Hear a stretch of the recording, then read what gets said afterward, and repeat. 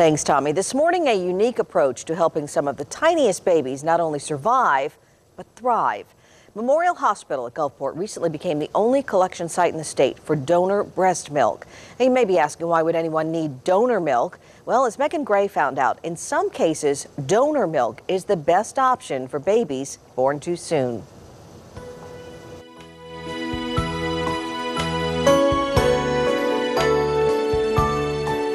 The human milk, be it from their own mom or from donors, is absolutely the best for these babies. Neonatologist Dr. David Kuhlman says mother's milk works wonders for premature babies and their fragile immune systems.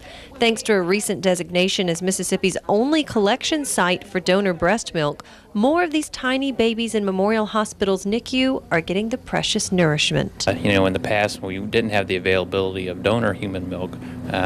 But once human milk was here, we've seen less gut infections, better growth. It's actually better overall for these babies. Stephanie Gable, a board-certified lactation consultant with Memorial's Breastfeeding Center, says for various reasons, some birth moms are unable to provide milk for their babies, especially babies born too soon. That's where donor milk comes in. About a year and a half ago, we started getting milk from Austin Milk Bank, and we saw what a difference that it made. So we said, we want to help get the milk there so that we'll have more to get back. Memorial is one of 94 facilities across the country that rely on Mother's Milk Bank of Austin and Texas for donor milk, and quite often there's a shortage of milk. As a collection site, Memorial hopes to increase the supply, therefore giving more moms the option of using donor milk. Well, Mississippi is the highest in the nation for premature births, and the majority of those are 3 pounds or less.